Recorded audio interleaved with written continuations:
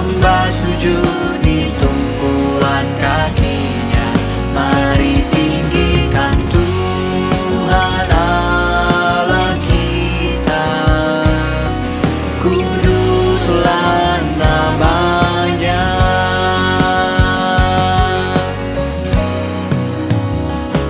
Karena Tuhan itu Raja, bangsa-bangsa gemetar.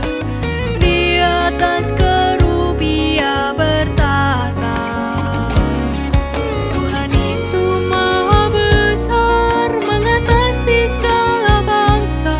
Biarlah padanya mereka bersyukur.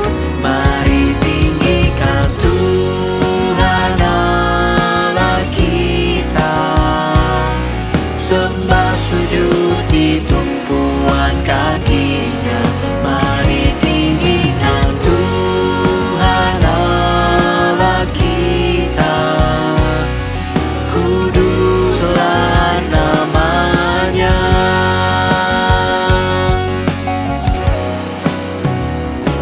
Kaulah Raja yang perkasa, yang mencintai hukum. Kau yang menegakkan kebenaran. Tuhan, Kau yang melakukan kebenaran serta hukum di antara keturunan Yakub. Mari tinggikan Tuhan Allah kita, sembah sujud di tumpuan kakinya. Mari tinggikan Tuhan Allah kita, kuduslah namanya.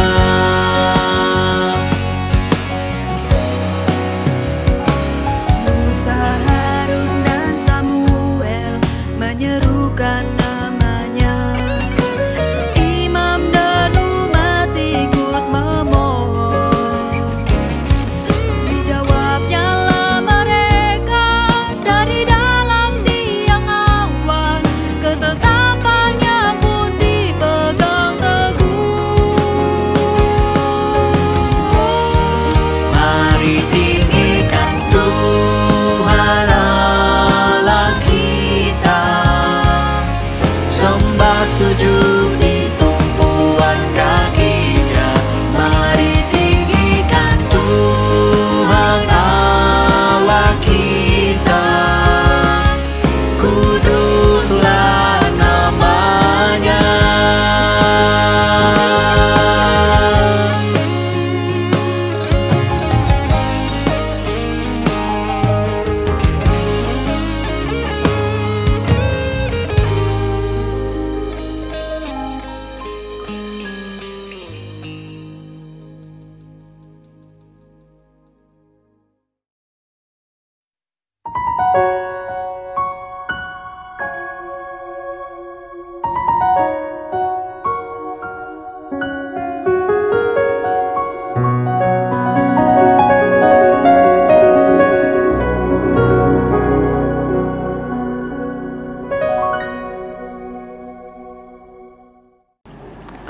Shalom saudara-saudara yang dikasihi oleh Tuhan Yesus Kristus. Apa kabar hari ini? Kiranya setiap kita dapat bersukacita dan bersyukur atas setiap hal yang kita alami pada hari ini. Saudara-saudara, kita patut bersyukur kepada Tuhan. Karena sekalipun kita belum dapat bertemu satu sama lain, namun kita masih dapat terus beribadah dan melakukan persekutuan doa pada malam hari ini. Oleh karena itu, mari kita menggunakan waktu dengan sebaik mungkin di malam hari ini, agar hidup setiap kita dapat disegarkan oleh sapaan kebenaran firman Tuhan.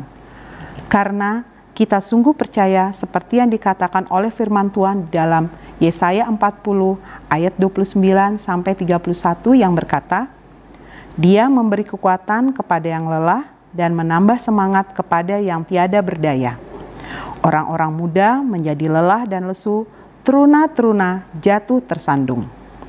Tetapi orang-orang yang menanti-nantikan Tuhan mendapat kekuatan baru. Mereka seumpama raja wali yang naik terbang dengan kekuatan sayapnya. Mereka berlari dan tidak menjadi lesu. Mereka berjalan dan tidak menjadi lelah. Tema kita pada malam ini adalah tidak dipandang manusia namun dipakai oleh Tuhan. Dengan bacaan yang diambil dari Hakim-Hakim 11 ayat 1 sampai 11. Melalui tema ini, bersama ingin belajar dari seorang tokoh Alkitab yang bernama Yefta, yang sekalipun tidak dipandang oleh manusia, namun dipakai oleh Tuhan sebagai hakim di tengah-tengah bangsa Israel.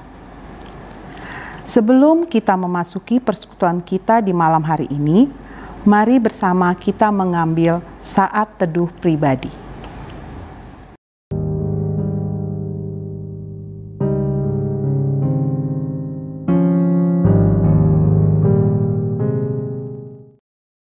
Saudara, sekalipun kita di rumah, saya mengajak kita untuk mengawali persekutuan ini dengan penuh sukacita. Mari kita bersama-sama mengangkat pujian bagi Tuhan dengan membawa hati kita untuk masuk dalam pelatarannya. Mari bersama kita menyanyikan "Ku Masuki Gerbangnya".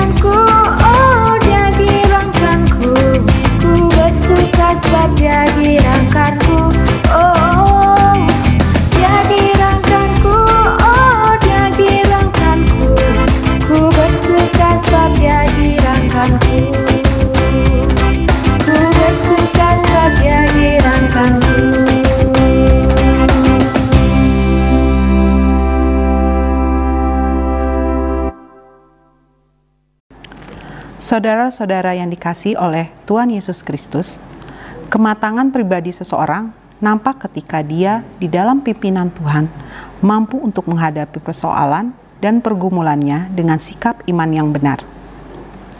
Tidak sedikit orang mengeluh kepada Tuhan, mempersalahkan dirinya, dan melihat hidupnya tidak bermakna.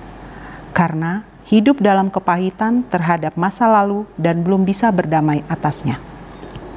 Saudara, percayalah, kita punya Tuhan yang sungguh mengasihi dan menolong kita. Karena Dia adalah Allah yang kudus yang menaungi hidup kita. Kini, mari kita bersama masuk di dalam doa pembukaan. Kita berdoa. Tuhan, kami bersyukur untuk persekutuan di malam hari ini. Kami bersyukur untuk setiap kekuatan yang selalu Tuhan berikan bagi kami. Allah yang penuh kasih, kami menyadari bahwa kami tidak dapat menjalani kehidupan ini tanpa Engkau. Ampuni untuk setiap dosa dan salah kami. Ketika dalam hidup ini kami tidak setia kepadamu. Dalam kelemahan kami mengakui bahwa kami umat-Mu yang sungguh berdosa. Oleh karenanya, kami memohon pengasihan-Mu.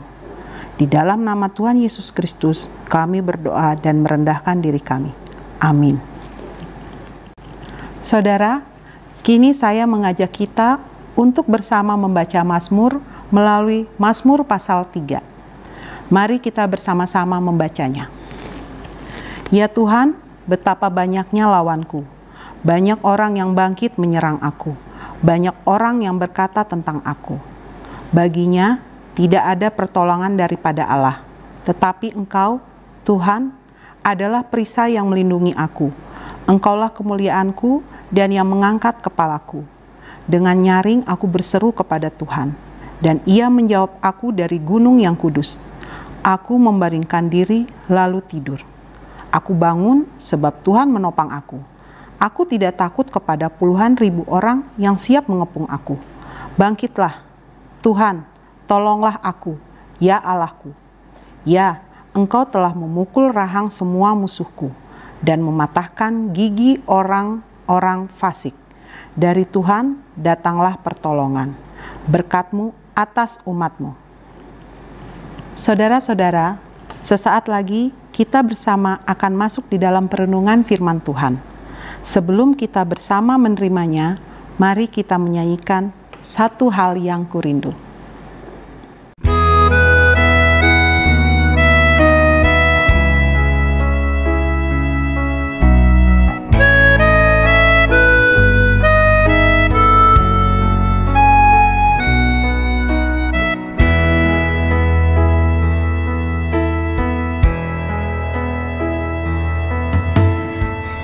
Satu hal yang kurindu,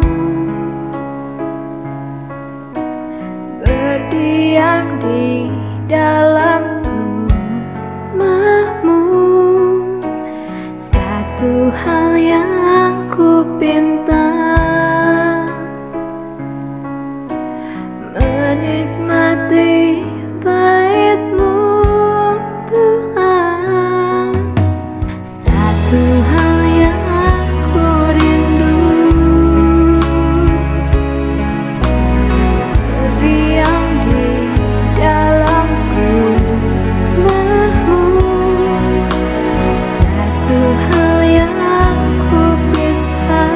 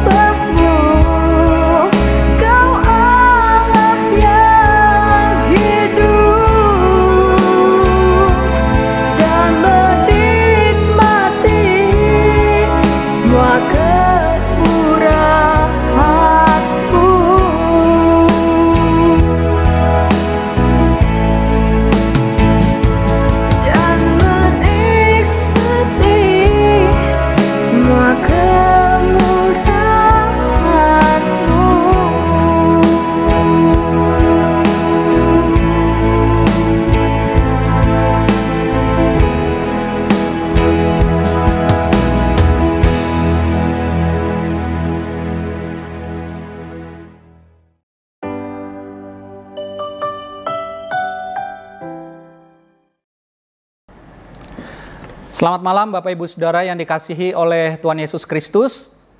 Sesaat lagi kita bersama akan masuk di dalam perenungan firman Tuhan pada malam hari ini. Mari kita mempersiapkan hati dan pikiran kita sebelum kita akan membaca berita firman Tuhan. Lalu kemudian kita bersama-sama juga akan mendengarkan apa yang menjadi pesan melalui bacaan Alkitab pada kesempatan malam hari ini. Mari kita memohon tuntunan daripada Roh Kudus Tuhan, kita bersatu di dalam doa. Kita berdoa. Tuhan, kami mengucapkan syukur kepadamu pada kesempatan malam hari ini kami dapat kembali melakukan persekutuan doa. Firman Tuhan yang sesaat lagi akan kami baca bersama, biarlah dapat kami terima dengan baik. Karena itu sebelumnya kami memohon tuntunan daripada Roh-Mu yang kudus, sehingga kami dapat menerima firman Tuhan dengan baik, dan bukan hanya berhenti pada telinga kami, tetapi juga pada hati kami, lalu kemudian di dalam langkah kaki kehidupan kami, di dalam kehidupan kami hari demi hari. Di dalam nama-Mu Tuhan kami Yesus Kristus, kami berdoa. Amin. Saudara, seperti yang disampaikan oleh liturgos, tema kita pada malam hari ini ialah tidak dipandang manusia, namun dipakai oleh Tuhan. Bagian bacaan Alkitab diambil dari Hakim-Hakim, pasalnya yang ke-11, ayat 1 sampai dengan ayatnya yang ke-11. Jadi malam hari ini Ibu Bapak kita bersama akan belajar dari sebuah kehidupan melalui tokoh yang bernama Yefta. Demikian bagian bacaan Alkitab kita. Adapun Yefta, orang Gilead itu adalah seorang pahlawan yang gagah perkasa, tetapi ia anak seorang perempuan sundal. Ayah Yefta ialah Gilead. Juga istri Gilead melahirkan anak-anak lelaki baginya. Setelah besar, anak-anak istrinya ini, maka mereka mengusir Yefta. Katanya kepadanya, "Engkau tidak mendapat milik pusaka dalam keluarga kami, sebab engkau anak dari perempuan lain." Maka larilah Yefta dari saudara-saudaranya itu dan diam di tanah Tob. Di sana berkumpullah kepadanya petualang-petualang yang pergi merampok bersama-sama dengan dia. Beberapa waktu kemudian Bani Amon berperang melawan orang Israel. Dan ketika Bani Amon itu berperang melawan orang Israel, pergilah para tua-tua Gilead menjemput Yefta dari tanah Tob. Kata mereka kepada Yefta, "Mari, jadilah panglima kami dan biarlah kita berperang melawan Bani Amon." Tetapi kata Yefta kepada para tua-tua Gilead itu, "Bukankah kamu sendiri membenci aku dan mengusir aku dari keluargaku? Mengapa kamu datang sekarang kepadaku pada waktu kamu terdesak?"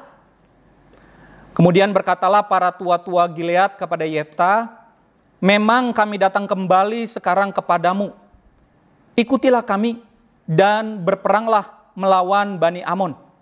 Maka engkau akan menjadi kepala atas kami, atas seluruh penduduk Gilead." Kata Yefta kepada para tua-tua Gilead, "Jadi, jika kamu membawa aku kembali untuk berperang melawan Bani Amon, dan Tuhan menyerahkan mereka kepadaku, maka akulah yang akan menjadi kepala atas kamu." Lalu kata para tua-tua Gilead kepada Yefta, "Demi Tuhan yang mendengarkannya sebagai saksi antara kita, kami akan berbuat seperti katamu itu." Maka Yefta ikut dengan para tua-tua Gilead, lalu bangsa itu mengangkat dia menjadi kepala dan panglima mereka.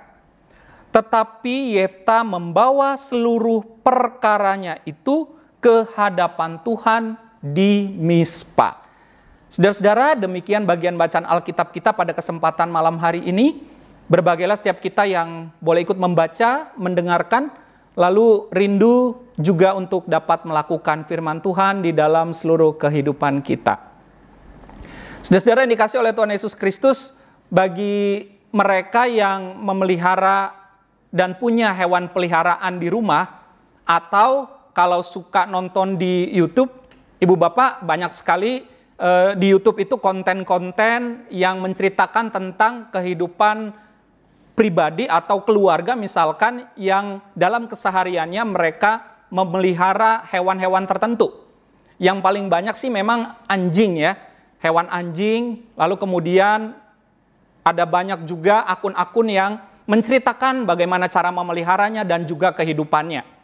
Nah, saudara-saudara, bagi mereka yang suka nonton, tapi juga bagi mereka yang punya hewan peliharaan, tahu betul bahwa ada satu karakteristik dari hewan, khususnya anjing, bahwa anjing itu adalah hewan yang senang sekali berkelompok, bersosial. Dan anjing itu membutuhkan alfa di dalam kelompoknya. Kalaupun dia tidak memiliki kelompok, dia hidup bersama dengan manusia di dalam sebuah keluarga, maka si anjing ini, saudara-saudara, dia harus tahu siapa alfanya dia. Siapa yang menjadi pemimpinnya dia. Siapa yang menjadi sosok yang dia hormati. Bahkan tanda kutip dia takuti. Artinya dalam sekelompok kehidupan hewan saja, atau kalau hewan bersama dengan manusia, itu perlu ada satu sosok yang menjadi alfa, yang menjadi pemimpin, yang dihormati, dihargai.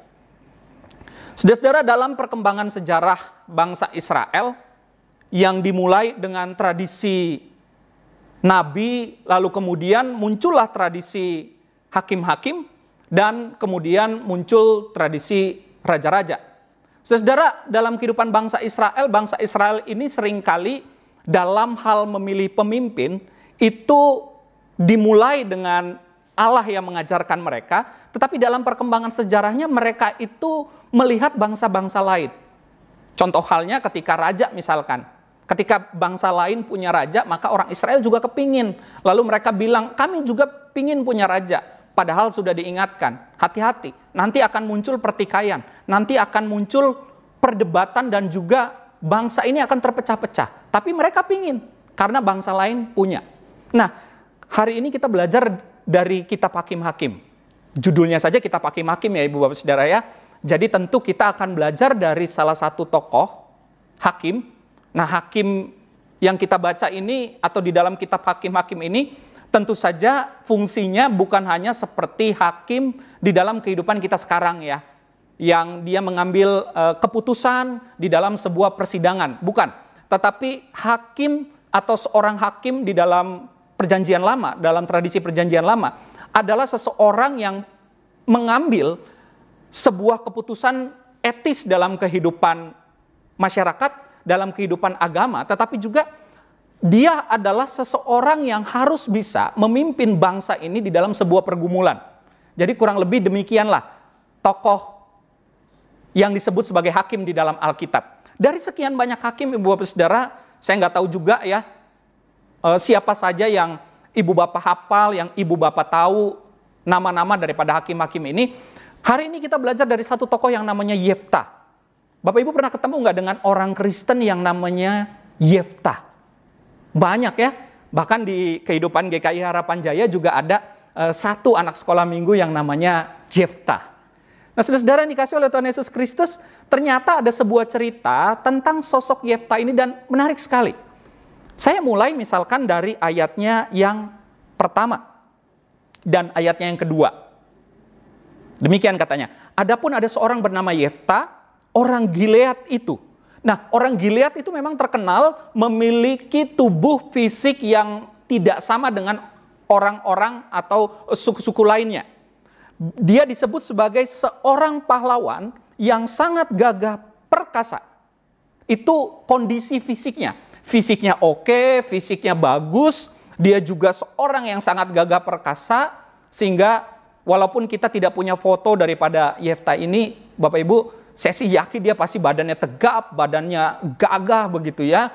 Lalu dia juga besar badannya karena dia adalah seorang pahlawan, tetapi dikatakan ia adalah anak seorang perempuan sundal. Ayah Yefta ialah Gilead, katanya. Jadi sekalipun dia berbadan besar, sekalipun dia juga dinilai memiliki sebuah kemampuan perang yang baik, tetapi dia itu adalah seorang anak daripada perempuan sundal. Latar belakang kehidupan Yefta ini, Bapak Ibu Saudara, ternyata membuat orang memberikan penilaian-penilaian tertentu. Jadi kalau kita sekarang ini kan, saudara-saudara, bicara gosip ya, bicara juga ya berita-berita di infotainment yang ya kita sama-sama tahu juga bahwa beritanya itu belum tentu benar, bahkan berita yang belum tentu benar itu kan adalah sesuatu yang kemudian seringkali dispin ya, disajikan sedemikian rupa supaya orang itu jadi lebih senang untuk dengarnya. Pada zaman itu saudara-saudara sama juga kok. Yefta ini adalah seorang anak dari perempuan sundal dan kehidupannya ini dibicarakan oleh begitu banyak orang. Sehingga dalam ayat yang kedua dikatakan mereka mengusir Yefta. Bukan karena Yefta ini adalah seorang yang menggunakan perempuan sundal, bukan. Tetapi karena dia adalah anak seorang perempuan sundal. Saudara dikasih oleh Tuhan Yesus Kristus, mungkin kita pernah mendengar istilah anak haram. Penyematan kata anak haram itu diberikan dalam kondisi apa sih Ibu Bapak Saudara, atau kepada siapa sih? Status atau penyebutan anak haram ini seringkali disematkan kan berkaitan dengan apa yang dilakukan oleh orang tuanya. Lalu diberikan kepada si anak yang disebut sebagai anak haram. Ini penyebutan sosial kita sebetulnya, dan itu benar-benar tidak tepat. Karena si anak ini kemudian dia tidak tahu apa perbuatan orang tuanya, tetapi kemudian dilahirkan. Rasa-rasanya kemudian kan gak adil Ibu Bapak Saudara, anak ini yang kemudian disebutkan sebagai anak haram. Nah ini yang dialami oleh Yefta, saudara. Sehingga dia diusir katanya, dikatakan engkau tidak mendapat milik pusaka dalam keluarga kami, sebab engkau anak dari perempuan lain. Ini pasti menjadi pengalaman yang menyakitkan, menyedihkan, luka buat Yefta. Diusir. Bukan hanya diusir, tetapi dia tidak bisa mendapatkan harta, tidak dibekali, tetapi disuruh pergi begitu saja. Kondisi ini membuat hidup Yefta berubah total. Sehingga dalam ayat ketiga dikatakan, larilah Yefta dari saudara-saudaranya itu, dia diam di Tanah Top. Tanah Top saat itu terkenal sebagai daerah yang paling dihindari kalau ada musafir-musafir yang lewat.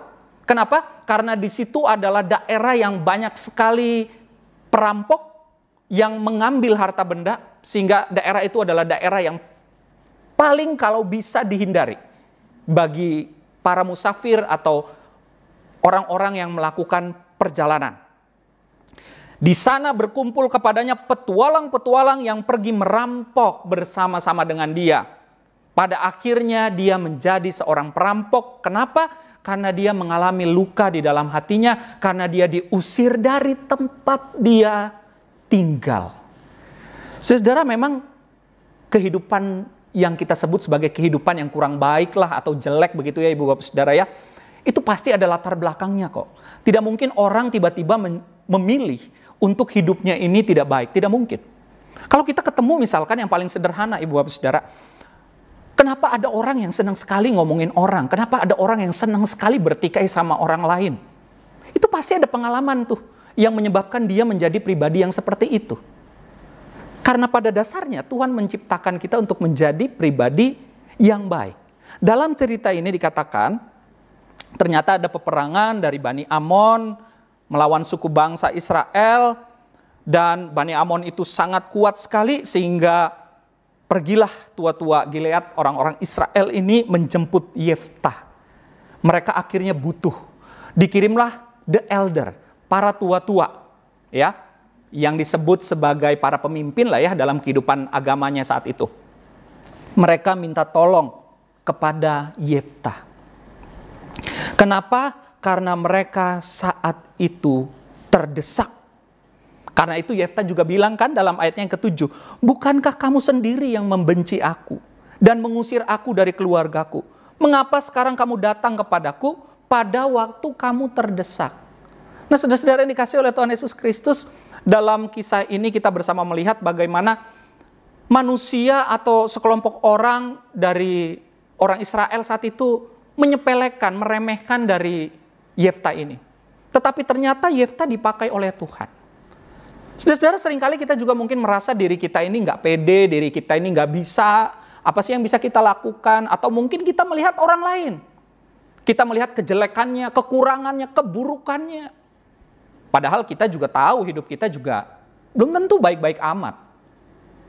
Tetapi kita seringkali mudah untuk melihat kekurangan dan keberadaan orang lain di dalam kehidupan kita. Nah saudara, dalam kondisi ini, lalu kemudian Yefta merespon. Kenapa? Ternyata disebutkan dalam ayatnya yang ke-11. Maka Yefta ikut dengan para tua-tua Gilead, lalu bangsa itu mengangkat dia menjadi kepala pada akhirnya, karena potensinya dia punya. Kemampuan itu dia punya. Kepercayaannya yang gak diberikan, itu persoalannya.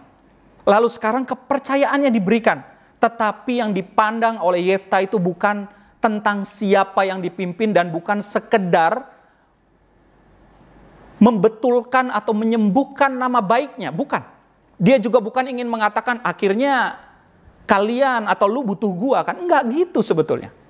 Tapi ayat ke-11 menyebutkan, tetapi Yefta membawa seluruh perkaranya itu ke hadapan Tuhan. Nampaknya Ibu Bapak Saudara, Yefta ini kalau punya pilihan lain, dia tidak ingin menjadi seorang perampok. Kenapa? Dia masih kenal Tuhan. Sekalipun hidupnya kelam. Dan bahkan saat itu, dia membawa perkaranya kepada Tuhan. Jadi dia merespon panggilan yang diberikan kepadanya, nggak lihat manusia. Yang dilihat siapa? Yang dilihat Tuhan. Bukan manusia. Saudara, kalau kita lihat manusia, capek kita. Lelah kita. Tetapi ketika kita melihat Tuhan di dalam kehidupan kita, maka kita berupaya melakukan segala sesuatunya dengan baik. Nah, saudara-saudara yang dikasih oleh Tuhan Yesus Kristus, mari kita melakukan seluruh kehidupan kita ini dengan senantiasa memandang kepada Tuhan. Apa yang kita kerjakan, apa yang kita layani. Bahkan juga di dalam kehidupan keluarga kita ya, bahwa ketika kita melakukan sesuatu, ini bukan perkara ini pekerjaan laki-laki atau perempuan. Bukan perkara pekerjaan yang lebih tua atau yang lebih muda. Bukan ini perkara pekerjaan si suami atau pekerjaan si istri. Tetapi kita melakukannya untuk Tuhan. Nah, saudara-saudara, setiap kita itu akan dilayakkan oleh Tuhan. Ketika kita kemudian melakukan segala sesuatunya bukan untuk nama baik kita, bukan juga untuk popularitas kita, bukan. Tetapi kita melakukan semuanya untuk Tuhan. Nah, mari saudara-saudara kita belajar untuk dapat menghidupi dan melakukannya. Malam ini kita belajar dari tokoh Yefta. Tidak dipercaya oleh manusia, namun Tuhan pakai dia. Karena dia senantiasa bersandar kepada Tuhan. Tuhan akan senantiasa menolong dan memampukan setiap orang, setiap anak yang hidupnya senantiasa bersandar kepada Tuhan. Mari bersama kita menghidupi dan melakukannya. Tuhan Yesus memberkati setiap kita. Amin.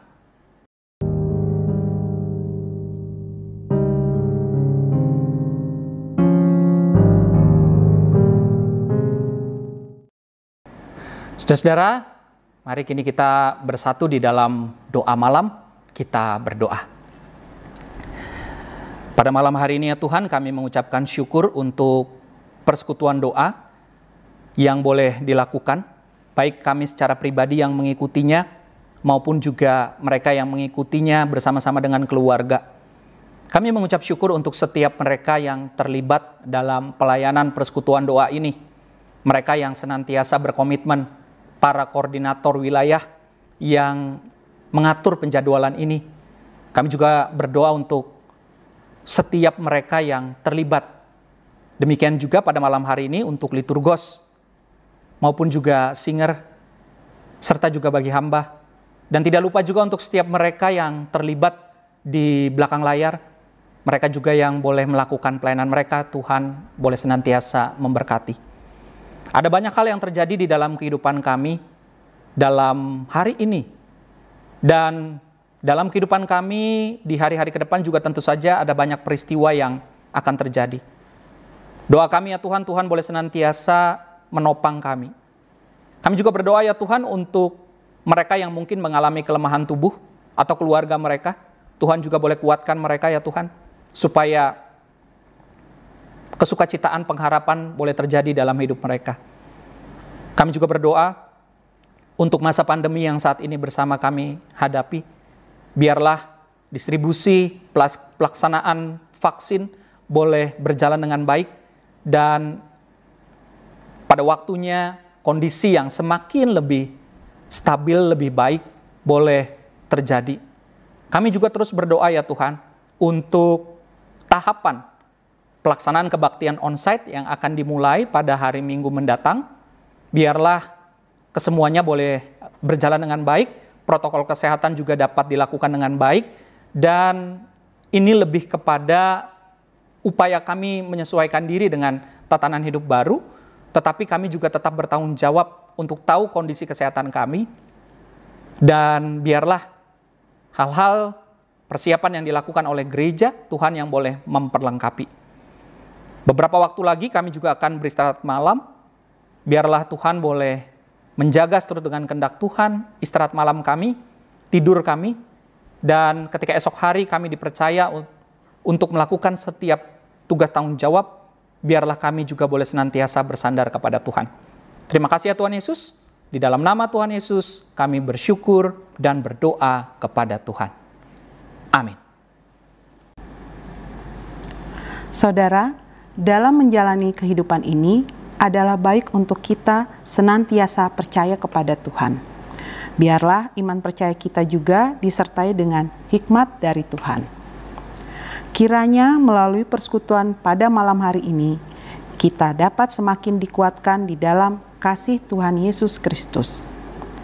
Sebelum menerima berkat Tuhan, mari kita menutup persekutuan kita dengan menyanyikan Hanya Dekat Kasih-Mu Bapa.